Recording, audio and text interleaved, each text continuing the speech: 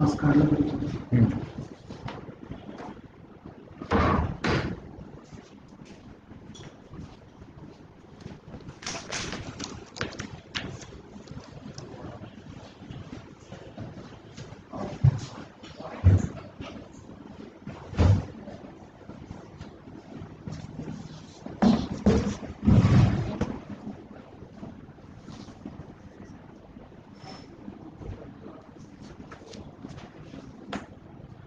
नमस्कार, मी अभिजित राऊत, जिल्हाधिकारी जळगाव. आपल्या सगळ्यांशी आज संवाद साधण्यासाठी या ठिकाणी उपस्थित आहे आणि अनेक वेगवेगळ्या गोष्टींवर आज आपण संवाद साधणार आहे. परंतु त्याचा केंद्रबिंदू किंवा गाभा हा आपल्या जिल्ह्यासमोर असणारं सगळ्यात मोठं आव्हान आज जे आहे ते म्हणजे कोविड-19 तेच असणार आहे. या व्यतिरिक्त इतरही जे विषय आहेत त्याच्यावरही जर आपल्याकडनं काही फीडबॅक आला तर आपण निश्चितपणे चर्चा करूया आपल्या सगळ्यांच्या परवानगीनं, कारण मी आता या रूममध्ये एकटा आहे आणि आपल्याला आवाज व्यवस्थित यावा या दृष्टीनं मी मास्क आपल्या समोरच रिमूव्ह करतो. परंतु माझी सगळ्यांना विनंती आहे की पब्लिकमध्ये असताना किंवा गर्दीत असताना कोणीही मास्क बाजूला काढू नये. हा मास्क जर आपण बाजूला काढला तर होऊ शकतं की म्हणजे पब्लिकमध्ये असताना जर हा मास्क बाजूला काढला तर शक्यता आहे की आपल्याला नजीकच्या काळामध्ये ऑक्सिजन मास्कची गरज भासेल. त्यामुळे मास्क आणि इतर ज्या गोष्टी आहेत त्यांचं आपण पूर्णतः जे आहे अनुपालन केलं पाहिजे.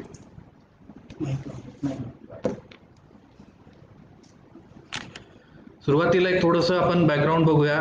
नॉवेल कोरोना व्हायरस किंवा कोविड-19 हा व्हायरस साधारण गेल्या वर्षी 2019 साली सुरुवातीला वुहान या शहरामध्ये पहिल्यांदा त्याचा प्रादुर्भाव आढळला.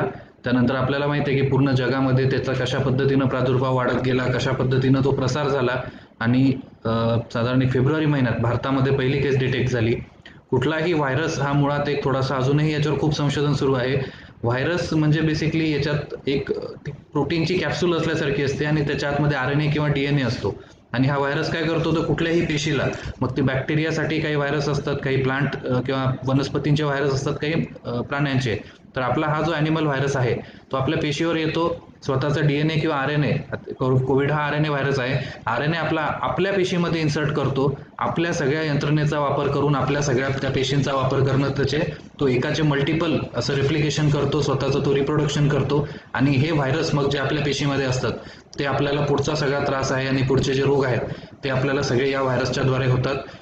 याच्या बाबतीत जर आपण बघितलं तर कोविड-19 हा आपल्या जो आपला रेस्पिरेटरी ट्रॅक्ट आहे किंवा आपली छाती आहे, फुफ्फुस आहे, इथं इन्फेक्ट करतो आणि एक्सरे मध्ये जर आपण बघितलं तर त्यात पॅचेस दिसतात आणि हे पॅचेस म्हणजे इन्फेक्शन झाल्याचं एक ते प्रमाण असतं.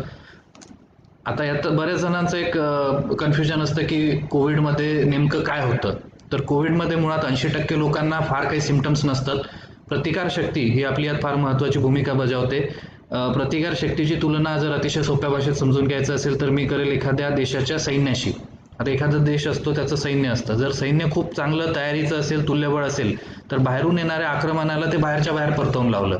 म्हणजे 80% लोक ज्यांची इम्युनिटी चांगली आहे, प्रतिकारशक्ती चांगली आहे, तर त्यांच्या ह्या सगळ्या ज्या सेल्स असतात प्रतिकारशक्तीमध्ये इन्व्हॉल्व्ह झालेल्या, या बाहेरून आलेल्या व्हायरसला एक तर तशाच्या तशा परतवून लावतात किंवा आल्यावर त्याला फार काही मुवमेंट करू देत नाहीत.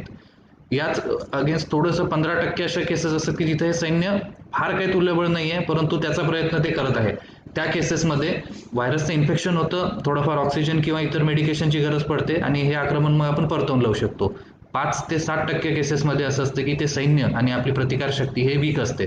त्यामुळे मग हा परकीय आक्रमक जो असतो तो येतो, तो आपल्या पूर्ण त्या लंग्समध्ये कब्जा करतो आणि तिथं इतका तो नुकसान देतो की आपल्याला मग त्यावेळेस ऑक्सिजन, कदाचित व्हेंटिलेटर सुद्धा लावावे लागतात आणि असं हे प्रत्येकाचं आहे. त्यामुळे जर आपण बघितलं तर सगळ्यांना कोविडचा जो इम्पॅक्ट आहे तो सारखाच आहे असं नाही.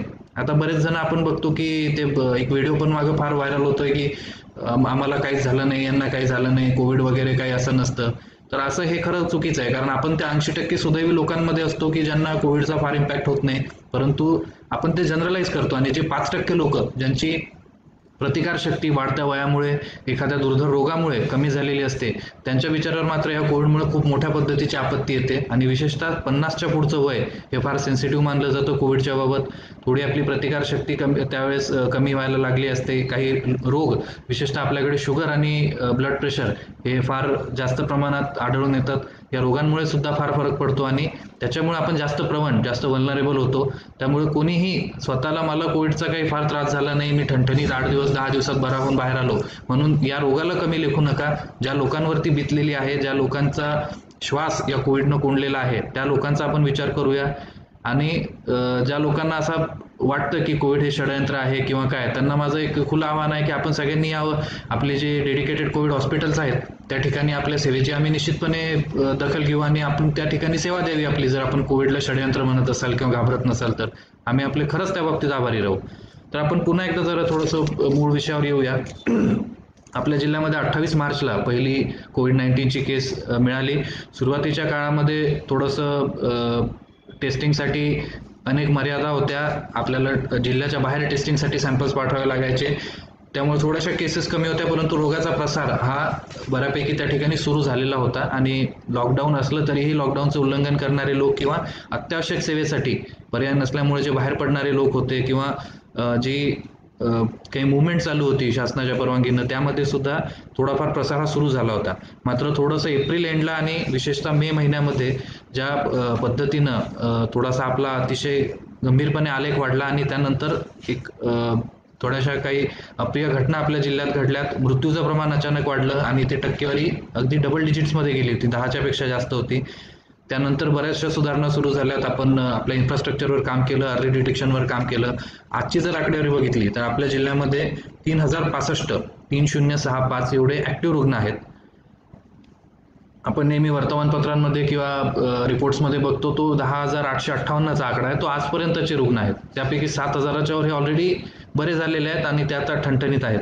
परंतु ऍक्टिव्ह रुग्ण हे 3065 आहेत आणि त्यापैकी 2172 आहेत की जे असिम्प्टोमॅटिक आहेत, ज्यांची प्रतिकार शक्ती चांगली आहे, ज्यांना कोविडचा फार धोका नाही. ते सगळेजण CCC मध्ये, कोविड केअर सेंटरमध्ये किंवा काही जण आपल्या घराच्या गृह उपचार, आपण home treatment, home isolation allow केलंय, त्याचा उपभोग घेऊन 10 दिवसात ते 12 दिवसात ते बरे होणार आहेत. 893 लोक आहेत की ज्यांना सिम्पटम्स आहेत, मग त्यात ताप असेल, श्वसनाचा त्रास असेल किंवा इतर काही त्याच्यापेक्षा हायर लेवलचे काही लक्षणं असतील, तर या 893 लोकांवर आपण विशेष लक्ष देऊन आहोत. आणि त्यासाठीची तयारी जर म्हटलं तर आपल्याकडे आज 1712 ऑक्सिजन बेड्स अवेलेबल आहेत. म्हणजे 893 लोकांना जरी आपल्याला सगळ्यांना ऑक्सिजन द्यायची गरज पडली तरी त्याच्या दुपटीत आपल्याकडे ऑक्सिजन बेड्स अवेलेबल आहेत. हे फक्त जळगाव शहरात नाहीत, तर प्रत्येक तालुक्याच्या ठिकाणी किमान 30 आणि चोपडा किंवा अमळनेर सारख्या ठिकाणी तर 100 पेक्षा जास्त बेड्स हे आपण ऑक्सिजनचे अवेलेबल केले आहेत. आपल्याकडे 344 ICU बेड्स अवेलेबल आहेत.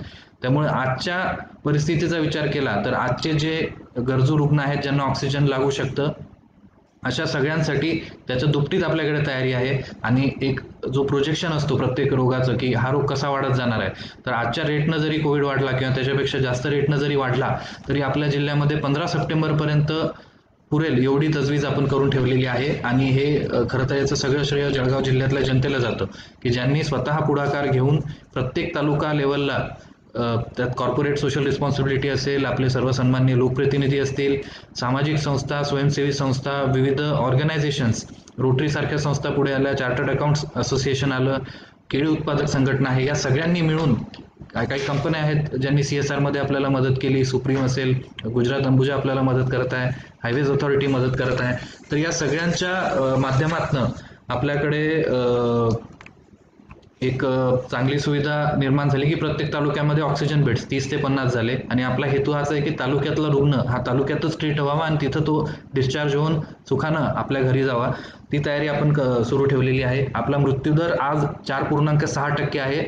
सुरुवातीच्या तुलनेत प्रगती आहे, परंतु याची आपल्या सगळ्यांना कल्पना आहे की अजून आपल्याला यात खूप सगळी सुधारणा करायची आहे आणि आता खऱ्या अर्थाने ती सुधारणा आपल्याला दिसण्याची गरज आलेली आहे.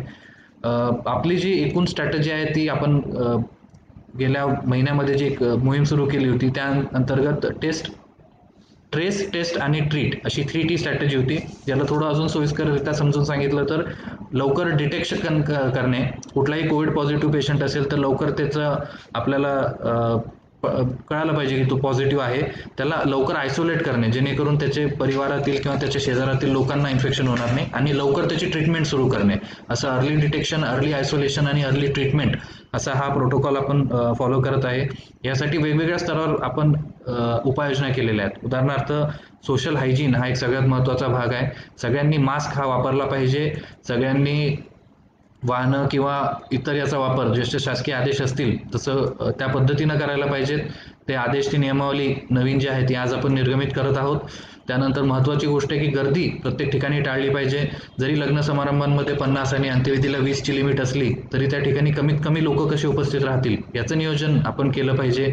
एक महत्त्वाची गोष्ट ही आहे याच्यात की सार्वजनिक ठिकाणी 5 पेक्षा जास्त लोक जेव्हा एकत्र येतात तेव्हा त्यात फार मोठा चान्स असतो, किंवा 10 लोक जेव्हा एकत्र येतात तेव्हा फार मोठा चान्स असतो की तिथं प्रसार या रोगाचा होतो, आणि त्यामुळे एक फार वेगानं हा रोग वाढण्याची शक्यता असते. त्यामुळे या सगळ्या शासनाच्या नियमावलीला आपला फार गंभीर आणि चांगल्या प्रकारचा प्रतिसाद आवश्यक असतो.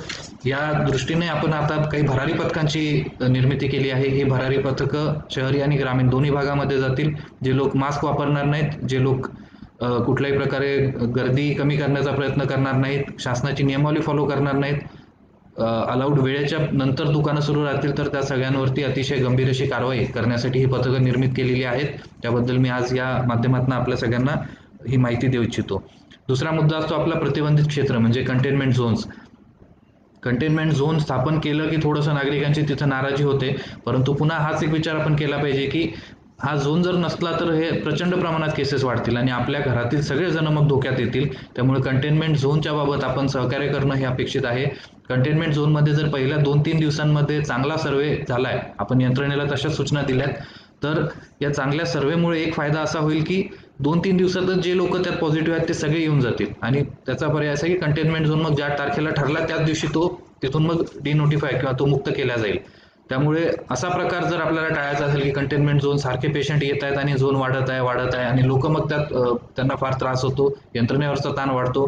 त्यामुळे पहिल्या 2-3 दिवसांमध्ये जर तपासणीला सगळ्यांनी सहकार्य केलं तर काय असतील त्या पॉझिटिव्ह केसेस आपण लगेच ओळखू, त्यांना लगेच ट्रीटमेंट देऊ आणि त्यांना लवकर बरं करू, आणि कंटेनमेंट झोन सुद्धा फार जास्त वाढणार नाही. तिसरी गोष्ट आहे की इन्स्टिट्यूशनल क्वारंटाईन. आपण जे हाय रिस्क कॉन्टॅक्ट असतात आणि ज्यांचा स्वॅब घ्यायचा असतो त्यांना इन्स्टिट्यूशनल क्वारंटाईन संस्था विलगीकरणामध्ये घेतो.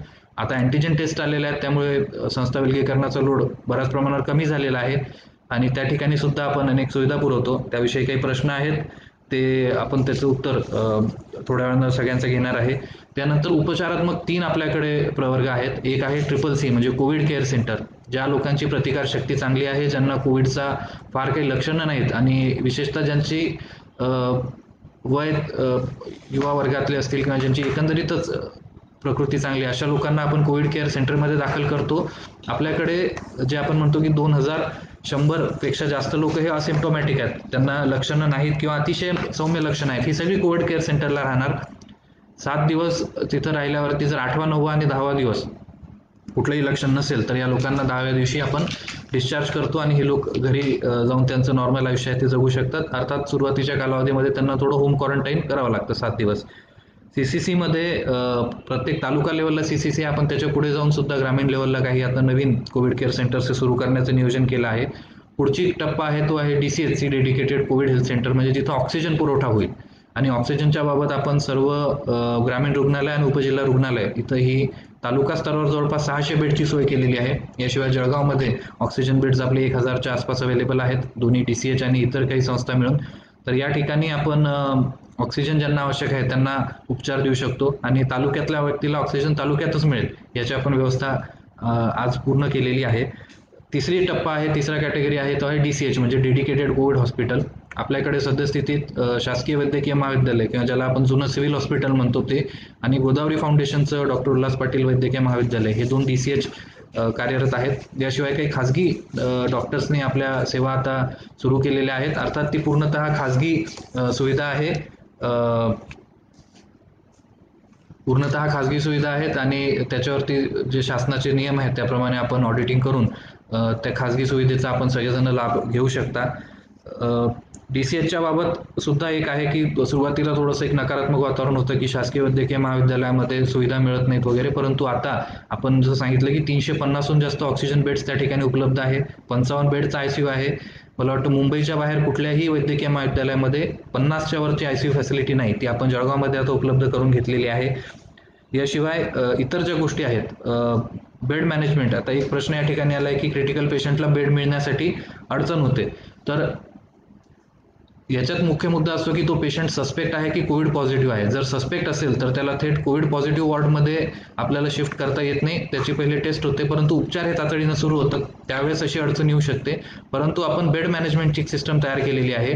त्यामध्ये ऑनलाईन प्रत्येक ठिकाणी किती बेड खाली आहेत त्याचा पूर्ण एक चित्र आपल्या समोर येतं आणि त्या अनुषंगाने आपण पेशंट रेफर करू शकतो. याशिवाय ॲम्ब्युलन्सचं सुद्धा ऑनलाईन आपण एक मॅनेजमेंटचं सॉफ्टवेअर हे तयार करतोय. त्यामध्ये ॲम्ब्युलन्सेस कुठे अवेलेबल आहेत, त्यांना किती वेळ लागेल आणि एक ॲम्ब्युलन्सला जर वेळ लागत असेल तर किती अंतरावरती दुसरी पर्यायी ॲम्ब्युलन्स आहे हे आपण त्या ठिकाणी बघू शकतो. आता यात महत्त्वाचा मुद्दा आहे, नागरिकांना आज जे माझं आव्हान राहील की सोशल हायजीन आपण ही ठेवली पाहिजे. म्हणजे मास्कचा वापर, सार्वजनिक ठिकाणी गर्दी न करणे, रस्त्यावर न थुंकणे, या गोष्टींचा वापर अतिशय काटेकोरपणे करणं आवश्यक आहे. आपण कितीही ऑक्सिजन बेडची सुविधा केली तरी सुद्धा आपला पूर्ण कोविडचं जे पुढचं प्रोग्रेशन आहे ते या सोशल हायजीनवरच अवलंबून राहणार आहे. सोशल हायजीनमध्ये एक सगळ्यात महत्त्वाची गोष्ट असते की आपण आपली काळजी घेणे. बऱ्याच जणांना वाटते की मी तरुण आहे, मला काय कोविड झाला तरी काही फार फरक पडत नाही, मी त्या 80% प्रतिकार शक्तीवाल्यांमध्ये आहे. परंतु आपल्या घरामध्ये आपले आजी आजोबा असतात, आई वडील असतात, लहान मुलं असतात, त्यांना आपण मग ट्रान्समिटर म्हणून धोका निर्माण करून देतो. अनेक उदाहरणं अशी मी सांगू शकतो जिल्ह्यात की त्या आजी होत्या 80 वर्षांच्या, त्या घरातच राहिल्या पूर्ण वेळ, परंतु त्यांच्या घरातला कोणीतरी तरुण मुलगा बाहेर फिरून आला, तो इन्फेक्ट झाला, त्याच्यामुळे त्या आजींना इन्फेक्शन झालं आणि शेवटी जीवाचा जो प्रश्न आला तो त्या आजींचा आला. तो तरुण मुलगा जरी आज बरा झाला असला तरी त्याने तो ट्रान्समिटर म्हणून किंवा तो स्प्रेडर म्हणून ती एक भूमिका त्याच्याकडनं झाली आणि शेवटी त्याचं नुकसान त्या परिवाराला आणि या पर्यायानं आपल्या सगळ्यांना, आपल्या जिल्ह्याला भोगावं लागलं. सर्वे जेव्हा आपल्याकडे होतो तेव्हा त्या सर्वेमध्ये आपण पूर्ण सहकार्य करणं अपेक्षित आहे. एक उदाहरण मी सांगू इच्छितो, शहरी भागातलं आहे, नगरपालिका क्षेत्रातलं. मी जेव्हा सर्वेची पाहणी करायला गेलो, एक वयस्कर गृहस्थ होते, त्यांनी सांगितलं की मला कुठलाच विकार नाही आहे. मग शेजारच्या मुलानं एक येऊन कानात सांगितलं की यांना बीपीचा त्रास आहे, 15 दिवसांपूर्वी मी यांना बीपी वाढला म्हणून दवाखान्यात घेऊन गेलो होतो. तेव्हा मग त्यांनी मान्य केले की मला ब्लड प्रेशरचा त्रास आहे. आम्ही नोंद केली, त्यांचा सर्वे केला आणि त्या सर्वेमध्ये ते पॉझिटिव्ह आढळून आले. आज ते डिस्चार्ज सुद्धा झाले असतील, त्यांची तब्येत चांगली आहे. परंतु ही माहिती लपवून जर त्यांची परिस्थिती अजून खालावली असती तर कदाचित तो जीवाचा प्रश्न झाला असता. त्यामुळे कुठलीही माहिती लपवू नका. कोविड पॉझिटिव्ह आलं तरी फार तर फार काय होणार की तुम्ही जर वॉकिंग टॉकिंग पोझिशनमध्ये असाल, असिम्प्टोमॅटिक असाल तर 10 दिवस आपण फक्त उपचार घेऊन घरी परत येऊ शकतो. याच्या व्यतिरिक्त काहीच नाही. आणि जर निगेटिव्ह आलो तर मात्र काही अडचणच नाही, आपण अतिशय सुखासमाधानानं आपलं रेग्युलर आयुष्य जे आहे ते जगू शकतो.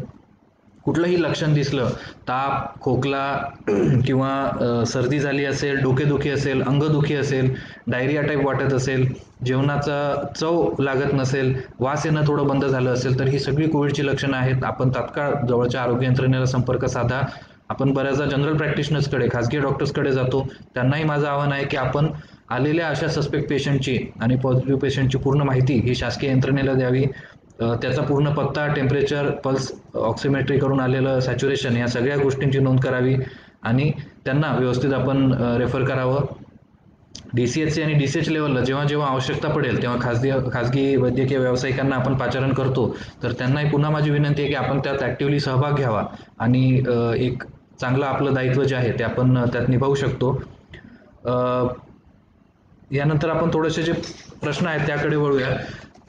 प्रवीण पाटील यांचा प्रश्न आहे की क्रिटिकल पेशंटला सिव्हिलला बेड मिळण्याची अडचण होते. तर मी जसं सांगितलं की पेशंट सस्पेक्ट आहे की पॉझिटिव्ह आहे याच्यावर तिथे थोडंसं अवलंबून असतं आणि आपण शक्यतोवर तिथं बॅकअप फॅसिलिटी सुद्धा तयार करून ठेवतो. प्रत्येक बेड ऑक्सिजन बेड आहे. व्हेंटिलेटर सुद्धा आता तिथं वाढत आहेत. जवळपास 68 पेक्षा जास्त व्हेंटिलेटर्स हे सिव्हिल हॉस्पिटलला किंवा आपल्या वैद्यकीय महाविद्यालयामध्ये आहे. आपलं दुसरं DCH जे आहे ते थोडं शहराच्या बाहेर आहे, त्यामुळे ट्रान्सपोर्टेशनला वेळ लागतो. तिथं वॅकन्सी भरपूर असते परंतु लोकांचा ओढा थोडा शहरातच असतो. परंतु आपण सिव्हिलचे आता एक्सपॅन्शन करत आहे. 55 बेडचे ICU झालेले आहेत. एक नवीन 30 बेडचा ICU सेक्शन आपण त्या ठिकाणी रोल आउट करत आहे आणि त्याचप्रमाणे गोदावरी फाउंडेशनला एक 60 बेड ICU आपला अंडर प्रोग्रेस आहे. त्यामुळे क्रिटिकल पेशंटचा ICUचा बेडचा प्रॉब्लेम हा आता फार काही असणार नाही, त्याविषयी आपण पूर्ण लक्ष ठेवून आहे. गजमल माळी यांचं एक सजेशन आहे की 15 दिवस पुन्हा कडक लॉकडाऊन झालं पाहिजे. आपण 7 दिवसांचं एक अतिशय चांगलं लॉकडाऊन सगळ्या जळगावकरांनी, शहरवासियांनी आणि भुसावळ आणि अमळनेर या शहरांनी केलं होतं. त्याचा चांगला इम्पॅक्ट सुद्धा आपल्याला दिसला की आपला ऍक्टिव्ह केसेसचा नंबर कमी झाला. आपण एका वेळेस 3200 ऍक्टिव्ह केसेस होतो, आज आपण 3000लाच आहे. त्याचबरोबर आपला डबलिंग रेट आणि रिकव्हरी रेट सुद्धा वाढायला मदत झाली. पॉझिटिव्ह पेशंटचा नंबर वाढतोय कारण आपली टेस्टिंग वाढते. आपण रोज आता 1600 ते 2000 लोकांचे टेस्ट घेतोय. सुरुवातीला 1000 लोकांची टेस्ट घेतल्यावरती 200 पॉझिटिव्ह यायचे. आज 1600 लोकांची किंवा 2000 लोकांची टेस्ट घेतल्यावर 300 पॉझिटिव्ह येतात. म्हणजे टक्केवारीमध्ये आपण तिथं थोडंसं आता चांगल्या प्रगतीवर आहे. परंतु लॉकडाऊन हे काही औषध नाही आहे. लॉकडाऊन म्हणजे याचा उपाय हा असतो की ब्रेक करणे, चेन ब्रेक करणे आणि महत्वाचं म्हणजे त्या जे व्हलनरेबल लोक आहेत त्यांचं प्रोटेक्शन करणं, ज्या लोकांना जास्त कोविडचा धोका आहे त्यांना वाचवून ठेवणं आणि हे जे रेट्स आहेत हे कमी करणे. म्हणजे आज जे अचानक 500 सिरियस पेशंट यायचे होते ते लॉकडाऊन केला किंवा कुठल्याही प्रकारचे आपण निर्बंध लादले तर ते टप्प्याटप्प्याने येतात आणि तेवढे 500 जीव हे वाचू शकतात. परंतु 15 दिवसांचं पुन्हा लॉकडाऊन करणं याबाबत मला वाटतं की राज्य शासनाच्या सूचनाप्रमाणेच आपण पुढे कारवाई करू. सध्या फार आपल्याला काही लॉकडाऊनची आवश्यकता आहे असं मला वाटत नाही. लहान लहान शहरांमधनं सुद्धा माहिती होते. परंतु लॉकडाऊनपेक्षा स्वयंशिस्त ही केव्हाही चांगली. वारंवार लॉकडाऊन करणे हे अर्थव्यवस्थेला आपल्या फार घातक असतं आणि लॉकडाऊन करूनही आपण करोनाचा स्प्रेड जो आहे तो फक्त स्लो करू शकतो. पूर्ण थांबवायचं असेल तर स्वयंशिस्त ही सगळ्यात महत्वाची आहे. शुभम खैरनार यांचा एक प्रश्न आहे की पाचोरा येथे ॲम्ब्युलन्स वाढल्या पाहिजेत. आपण निश्चितपणे त्या दृष्टीने विचार करूया आणि आढावा घेऊन जर आवश्यकता असेल तेवढ्या ॲम्ब्युलन्सेस तिथं वाढतील. राजेश्वर धर्माधिकारींचा फीडबॅक आहे रेमडेसिवीर इंजेक्शन हे व्यवस्थित मिळायला पाहिजे, त्याचा काळाबाजार होता कामा नये. त्याविषयी आपल्या ड्रग ॲडमिनिस्ट्रेशनच्या टीमला आपण पूर्ण सूचना दिलेल्या आहेत. श्री प्रदीप पाटील म्हणतात की रोजच्या अपडेट्स लाईव्ह माध्यमातून दिल्या तर बरं होईल. जसा जसा वेळ उपलब्ध होईल तसा तसा मी किंवा आमचे सगळे सहकारी अधिकारी आहेत ते निश्चितपणे आपल्याशी संवाद साधतील आणि अपडेट्स लाईव्ह देण्याचा आपण निश्चितपणे विचार करू. विलास कुमावत यांचा प्रश्न आहे की आजार कमी करण्याविषयी आपली उपाययोजना काय आहे? लोक प्रशासनाच्या नावाने ओरड करीत आहेत. तर मुळात हा विषय आहे की हा एक साथरोग आहे, हे पॅन्डेमिक आहे आणि हे जे लोक घराच्या बाहेर पडणार आहेत त्यांना हा होण्याची शक्यता असते. मग यात सगळ्यात मोठी उपाययोजना जसं मी सांगितलं की स्वतःचा बचाव करणे, मास्क, गर्दी कमी करणे, गर्दीचे कार्यक्रम टाळणे आणि अंतर राखणे हा सगळ्यात मोठा उपाय आहे. याच्याशिवाय जर आपण गर्दीच्या ठिकाणी जाणं टाळलं तर खूप सगळे जे आपले व्हलनरेबल लोक आहेत म्हणजे एक शासनाचे डायरेक्टिव्ह असे आहेत की 60 पेक्षा जास्त वय असणाऱ्यांनी शक्यतोवर घराच्या बाहेर पडू नये, अतिशय गरज असेल तरच पडावं. ही सगळ्यात मोठी उपाययोजना आपली आहे आणि ट्रीटमेंट पार्ट आपण पूर्णतः केला आहे. आणि सगळ्यात महत्त्वाचं एक आपण इनिशिएटिव्ह घेतो की ग्रामीण पातळीवरती गावोगावी जर ऑक्सिजन कॉन्सन्ट्रेटर्स किंवा ऑक्सिजन सिलेंडर असले तर कोणालाही अडचण झाली तर त्याविषयी आपण खूप चांगल्या पद्धतीने तिथं ऑक्सिजनचा सप्लाय देऊ शकतो. एक काही कोविडच्या व्यतिरिक्त इतर पद्धतीचे पण सुद्धा प्रश्न आलेले आहेत. उदाहरणार्थ विशाल पवार यांनी मका मोजणीचा प्रश्न मांडलेला आहे. कालच त्या ठिकाणी तहसीलदारांनी स्वतः जाऊन पाहणी केली आहे. मक्याचं टार्गेट आपलं जिल्ह्याचं या टप्प्यातलं संपलं आहे, परंतु टार्गेट वाढवण्यासाठी आपण प्रस्ताव वाढवलेला आहे. त्या दृष्टीनं शासनाकडनं पुढचे खरेदीचे निर्देश आले की आपण त्याची पुढची कार्यवाही ही सुरू करू. अमित राठोड यांचं म्हणणं आहे की रुग्णांना सर्व्हिस चांगली मिळावी, साफसफाई व्यवस्थित झाली पाहिजे. एक्झॅक्ट कुठल्या ठिकाणचं हे जर आपण सांगितलं तर आपण त्याचा आढावा घेऊ. आज म्हणजे मी ज्या 10 ते 15 ठिकाणी व्हिजिट केल्या, एक ठिकाण सोडून इतर सगळ्या ठिकाणी बऱ्यापैकी आता सुविधा उपलब्ध आहेत. त्यामुळे स्वच्छतेच्या बाबतीत आपला फीडबॅक असेल तर आपलं जे कॉल सेंटर आहे त्यावर आपण फोन करून सांगू शकता.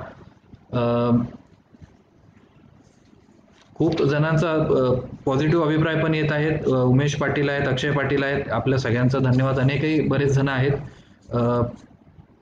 DJ शिवा यांचं म्हणणं आहे की महापालिकेमध्ये अजून चांगल्या पद्धतीने कंट्रोल आवश्यक आहे. तर त्या ठिकाणी आपली सगळी यंत्रणा व्यवस्थित काम करत आहे. महापालिकेमध्ये यंत्रणा कमी आहे आणि त्यांच्यावर चॅलेंज खूप मोठं आहे, परंतु आपण जिल्हा प्रशासन म्हणून त्यांना पूर्ण सहकार्य करून हे अचीव करू शकतो की महापालिका क्षेत्रामध्ये चांगला कंट्रोल आपल्याला करण्यात येईल. मनू निळे यांचं म्हणणं आहे की अफवा लोक पसरवत आहेत त्यांच्यावर गुन्हे दाखल झाले पाहिजेत. निश्चितपणे ही वेळ काही गंमत करण्याची किंवा अफवा पसरवण्याची नाही आहे. अतिशय सिरियसली या सगळ्या गोष्टींकडे आपण बघायला पाहिजे. कोविड हे एक षडयंत्र आहे, त्यात 1.5 लाख रुपये मिळतात, असं काहीतरी एक थातुरमातुर गोष्टी समाज माध्यमांवरती पसरवल्या जातात. मी हे स्पष्ट करू इच्छितो की प्रत्येक वाढलेली केस हे ऍक्च्युली प्रशासनावरचा आर्थिक आणि फिजिकल ताण वाढवत असते. आपल्याला सगळ्यांना माहिती आहे की गव्हर्नमेंट कर्ज काढून काढून पगाराची आणि इतर व्यवस्था ही करत आहे. याविषयी वरिष्ठ पातळीवर नाही आपल्या सगळ्यांना माहिती दिलेली आहे. पर केस 1.5 लाख वगैरे असं कुठलंच काही नाही आहे. आणि ज्यांना असं गंमत वाटते की खोट्या केसेस येतात किंवा पॉझिटिव्ह दाखवून काहीतरी हे होतं, त्यांना पुन्हा आवाहन करतो की आपण चला DCH मध्ये जो व्यक्ती ऑक्सिजनसाठी स्ट्रगल करतोय ना, ज्याला ऑक्सिजन मास्क दिल्यावरच तो शांत होतोय, अशा लोकांची परिस्थिती आपण समक्ष बघा, म्हणजे आपल्याला लक्षात येईल की याच्या मागं याची गंभीरता काय आहे आणि कुठला असा रोग आहे आजपर्यंत की ज्यामध्ये मोठे मोठे सेलिब्रिटीज, राजकीय मंडळी असतील, वरिष्ठ अधिकारी असतील आणि सगळ्यात महत्त्वाचं डॉक्टर स्वतः त्या पेशंटपासून जर इन्फेक्ट होत असतील, अनेक डॉक्टरांचा मृत्यू झालेला आहे.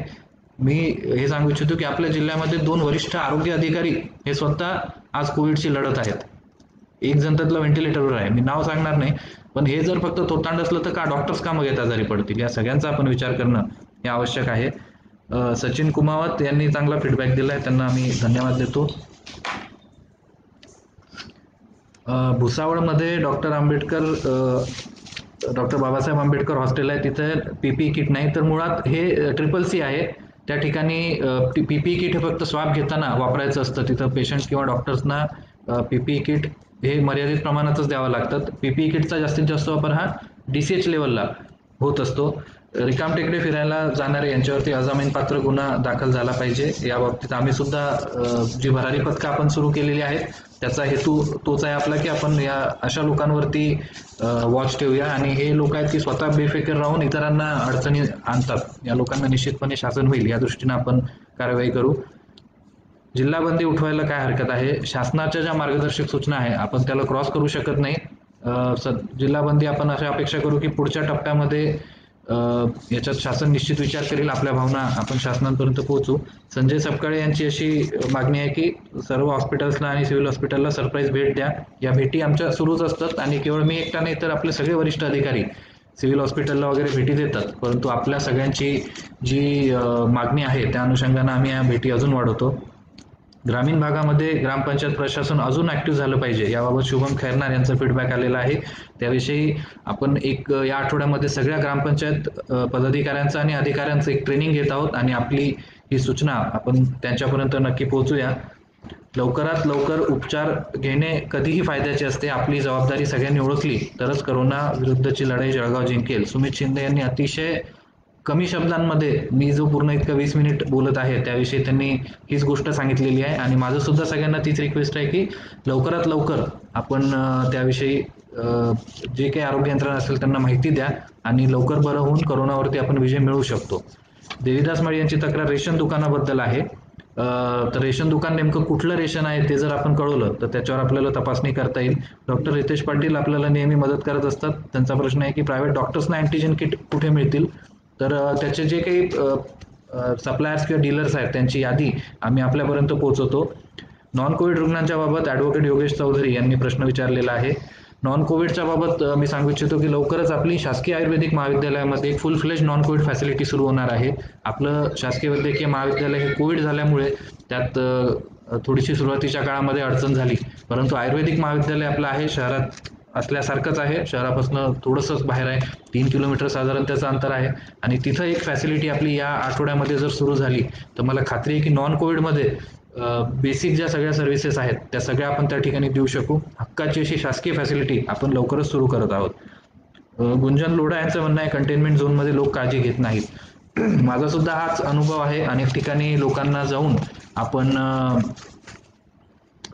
तिथं थोडंसं प्रबोधन करत आहे, वेळप्रसंगी कारवाया सुद्धा कराव्या लागत आहेत, परंतु कंटेनमेंट झोनमध्ये जर आपण तेवढा वेळ कालावधीमध्ये काळजी घेतली तर निश्चितपणे तो झोन क्लिअर होऊन जातो. मी अनेक झोन्स आपल्याला सांगू शकतो खूप चांगल्या पद्धतीने पाडले गेले आणि ग्रामीण भागात सुद्धा, आणि ते 28 दिवसात डिनोटिफाय झाले. पुन्हा त्या भागामध्ये पेशंट आला नाही, ते लोक आज आपलं नॉर्मल जीवन व्यतीत करत आहेत.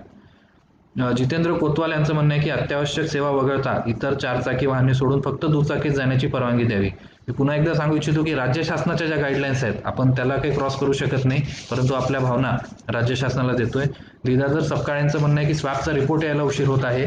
स्वॅबचा रिपोर्ट हा सुरुवातीला आपण जिल्ह्याच्या बाहेर जेव्हा पाठवायचो तेव्हा फार वेळ लागायचा. आजही आपण काही सॅम्पल्स हे नाशिक किंवा पुण्याला पाठवतो, त्या सॅम्पल्सला एक 36 ते 40 तास लागतात, परंतु जिल्ह्यामध्ये ज्या सॅम्पल्सची टेस्टिंग होते त्यांना हार्डली 24 तासामध्ये रिझल्ट येतो, वेळप्रसंगी 36 तास. अडचण फक्त होते की ज्या वेळेस तो पेशंटचा स्वॅब इनकन्क्लुसिव्ह येतो किंवा त्यात काहीतरी इतर व्हायरल कंटॅमिनेशन येतं तेव्हा तो रिस्वॅब घ्यावा लागतो. आणि याच्यावर उतारा एकच आहे की अँटीजेन किट्समुळे आपण 2 तासामध्ये पॉझिटिव्ह किंवा निगेटिव्ह डिटेक्ट करू शकतो. अर्थात जर लक्षणं असतील आणि निगेटिव्ह आले तर त्याचा पुन्हा स्वॅब घ्यावा लागतो, तो प्रोटोकॉलचा भाग आहे. आणि अँटीजेन किट्सनं मला खात्री आहे की लवकर आपल्याला पडेल. अभिषेक जैन यांचं म्हणणं आहे की कोविडच्या बाबतीत आम्ही समाधानी आहोत, परंतु अर्थव्यवस्थेच्या बाबत अजूनही आपल्याला बरंच काही करायचं आहे. शॉप्स 122 दिवस बंद आहेत. याबाबत राज्य शासनाच्या गाईडलाईन्स आजपर्यंत होत्या कॉम्प्लेक्सेस बंद करण्याच्या, मात्र त्या गाईडलाईन्समध्ये ज्या नवीन गाईडलाईन्स आल्यात त्या अनुषंगाने एक चांगली बातमी आपल्या सगळ्यांसाठी लवकरच येणार आहे, ती आपण शासकीय माध्यमातून प्रस्तुत करू. शहरामधली गर्दी कमी करावी. गर्दी म्हणजे शेवटी तुम्ही आम्ही आपणच गर्दी आहे. आपण सगळ्यांनी जर थोडंसं गरजेपुरतंच बाहेर पडणं सुरू केलं तर मला वाटतं गर्दी कमी होईल. अत्यावश्यक सेवांसाठी बाहेर पडावं, परंतु तिकडे वांबोरी रोडचा माणूस जर फक्त एक साधा औषध घेण्यासाठी किंवा साधी साखर घेण्यासाठी अजिंठा चौफुलीला येत असेल तर मग गर्दी वाढणारच आहे. प्रत्येकानं हा प्रयत्न करावा की आपल्या वॉर्डमध्ये, आपल्या परिघामध्ये सगळ्या अत्यावश्यक सुविधा या मिळतात. भाजीपासून पेट्रोलपर्यंत सगळं आपल्याच ठिकाणी उपलब्ध असतं. त्यासाठी लहान सहान गोष्टींसाठी बाहेर जाऊ नये किंवा सहज फेरफटका मारायचा म्हणून औषधाची चिठ्ठी घेऊन सेंट्रल मार्केटमध्ये फिरून येणं हा काही त्यात उपाय नाही आहे. अभिजित पवार म्हणतात ग्रामीण भागातील करोनाचे खर्चाचे लेखापरीक्षण करावे. स्थानिक लेखापरीक्षण विभाग याविषयी पूर्णतः कारवाई करणार आहे, परंतु ही वेळ आता आहे की आपण पहिले ॲक्शनवरती लक्ष देऊया. लेखापरीक्षण हे निश्चितपणे होईल. मानस शर्मा म्हणतात प्रायव्हेट डॉक्टर खूप फी घेत आहेत.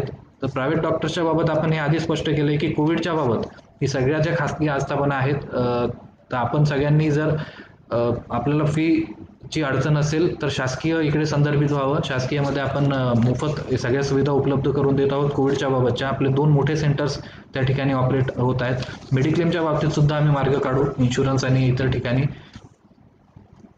साईनगर परिसरात रुग्ण पॉझिटिव्ह आला आहे, त्याची सॅनिटायझेशन वगैरे प्रक्रिया आपण आता सुरू करतोय. एक थोडासा वैयक्तिक प्रश्न आहे. विजय पाटील यांनी विचारलाय की आपण पदभार स्वीकारला तेव्हा जळगाव जिल्ह्यातील करोनाचे आवाहन आणि आपल्या मनातील भावना काय, हे मला वाटतं मी थोडा हा प्रश्न शेवटी राखीव ठेवतो.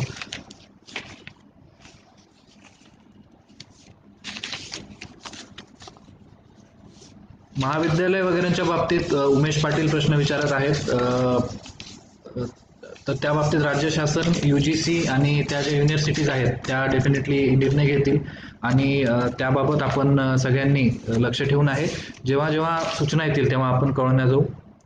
करोनाची भीती दूर करण्यासाठी गरज आहे आणि लोकांमध्ये सकारात्मक विचार निर्माण करावे. उपाययोजना काय आहे? अमित राठोड यांनी खूप चांगला प्रश्न विचारला आहे. आपण एक मोहीम सुरू केलेली आहे आणि एक आपण मी जाहीर करू इच्छितो की जिल्हाधिकारी कार्यालय, जिल्हा माहिती कार्यालय आणि आपल्या जिल्ह्यातले तमाम पत्रकार बांधव यांच्या माध्यमातून आपण कोविड जनसंपर्क नावाचं एक पेज स्थापन करतोय आणि जिल्ह्यातल्या सगळ्या स्वयंसेवी समाजसेवी संस्था त्याच्याशी अटॅच असणार आहेत. सगळ्या ज्या पॉझिटिव्ह न्यूज आहेत, बरे झालेले रोग, मी काल एका 99 वर्षांच्या आजीला भेटलो ज्यांनी कोरोनावर मात केलेली आहे. कारण एकच होतं, त्यांना त्रास झाल्याबरोबर त्यांनी घरात सांगितलं, त्यांच्या घरातली मंडळी त्यांना डॉक्टरकडे घेऊन आलेत आणि त्यांचा उपचार तातडीनं सुरू झाला, म्हणून त्या आजी वाचल्यात आणि निश्चितपणे अजून बऱ्याच वर्ष त्या जगतील अशी त्यांची उमेद आणि चैतन्य या दिसलं. तर अशा पद्धतीनं जर सगळ्यांनी समोर आलं आणि या स्टोरीज जर आपल्यापर्यंत पोहोचल्या तर मला वाटलं की आपण ही जी भीती आहे ती कमी करू शकतो. प्रतिभा शिंदे आपल्याला नेहमी मदत करत असतात, त्यांचं नेहमी सहकार्य असतं. त्यांचा एक विषय आहे की होम क्वारंटाईन बद्दल लोक माहिती देत नाही. होम क्वारंटाईन किंवा होम आयसोलेशनच्या बाबत जर काही अडचण असेल तर आपला जो वॉर रूमचा नंबर आहे आम्ही थोड्याच वेळात तो फेसबुक पेजवर आपला टाकतो, त्याच्यावर संपर्क करावा. जर कुठल्याही पद्धतीने अडचण आहे, कोणी जर त्याचा अडवणूक करत असेल तर मला वाटतं की आपण त्या नंबरवर संपर्क साधावा. आपण त्याच्यात निश्चितपणे मार्ग काढू.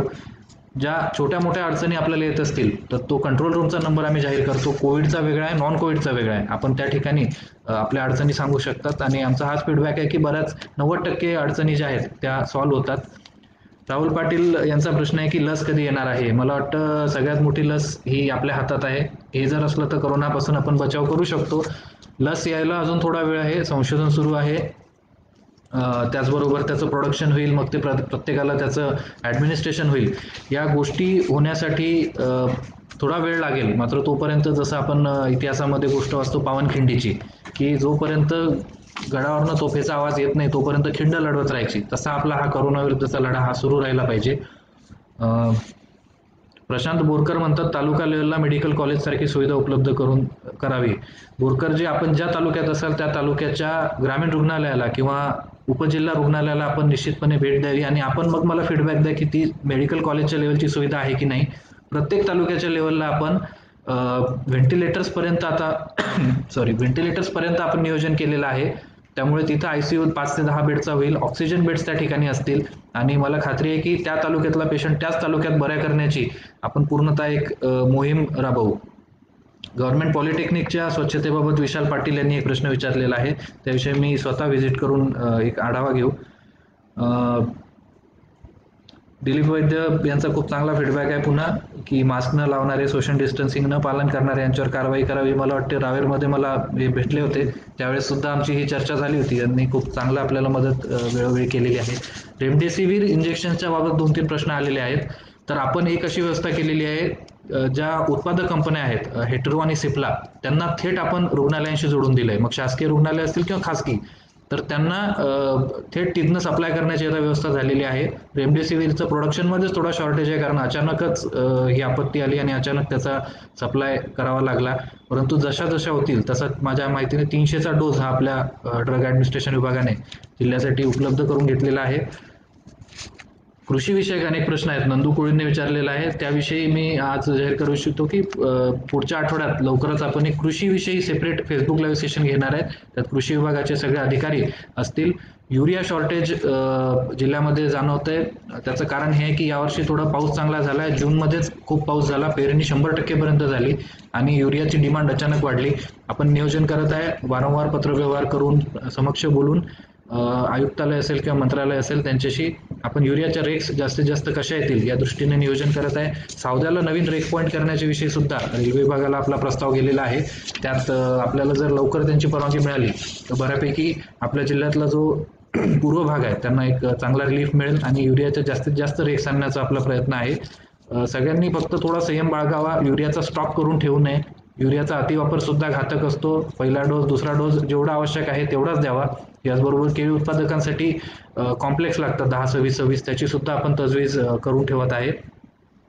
प्रायव्हेट हॉस्पिटल्सच्या फीबाबत योगेश सोनवणे यांनी प्रश्न विचारलेला आहे. तर मी हे सांगू इच्छितो की शासकीयमध्ये आपल्याला सगळ्या सुविधा चांगल्या आहेत आणि जागा सुद्धा अवेलेबल आहेत.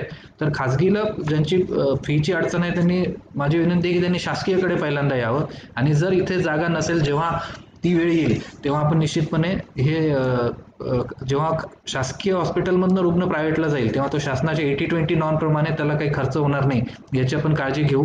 परंतु जे परस्पर खाजगीला जातात त्यांच्यासाठी एक माननीय आरोग्यमंत्री महोदयांनी घोषित केलेलं आहे की त्या बिलांचं ऑडिट होईल, चुकीच्या पद्धतीनं बिल आकारल्या जाणार नाही याची आपण पूर्ण दक्षता घेऊ. जर आपली स्पेसिफिक एका हॉस्पिटलचा विषय असेल तर कृपया आपण ते नाव आम्हाला कळवावं, आपण त्याचं पुढची पाहणी करू शकतो. स्थानिक खाजगी डॉक्टर हे उपचार व्यवस्थित करत नाही असं समाधान निकुंभ म्हणतात. हे काही डॉक्टर्सच्या बाबतीत कदाचित हा प्रश्न असेल, परंतु मोरऑरलेस बऱ्यापैकी खाजगी वैद्यकीय व्यावसायिकांनी आपल्याला खूप चांगला सपोर्ट दिलेला आहे. त्यांच्या मदतीमुळे सुद्धा आपण खूप अचीव केलेलं आहे. परंतु जे डॉक्टर्स करत नाहीत त्यांना माझी पुन्हा एकदा विनंती आहे, आवाहन आहे की आपण याला एक राष्ट्रीय आपत्ती समजून आणि एक सामाजिक आपलं दायित्व समजून याविषयी चांगलं काम करावं. प्रखर मेहतांना मी सांगू इच्छितो की ई पास अजून रिक्वायर्ड आहे, जोपर्यंत शासन स्पष्टपणे सांगत नाही तोपर्यंत आपल्याला नाही. ग्राउंड लेवल अंमलबजावणी चेक करण्यासाठी टीम तयार करा. प्रज्वल सूर्यवंशींचं हे सोल्युशनवर आपण ऑलरेडी काम केलेलं आहे आणि ऑलरेडी आपण त्याविषयी भरारी पथकं तयार करून येत्या 2-3 दिवसात आपल्याला दिसेल आणि त्यानंतर आपला फीडबॅक जर मला मिळाला तर मी निश्चितपणे आभारी राहील. खूप जणांचे पॉझिटिव्ह रिप्लायज येत आहेत. आता प्रश्नांचं उत्तर देता देता मला वाटतं हे पॉझिटिव्ह रिप्लायजना सगळ्यांना उत्तर देणं हे नाही, मी सगळ्यांना एकदाच सामायिक धन्यवाद करू इच्छितो. मेहुल कुमारजी म्हणतात 30x40च्या हॉलमध्ये योगाची बॅच घेता येईल का?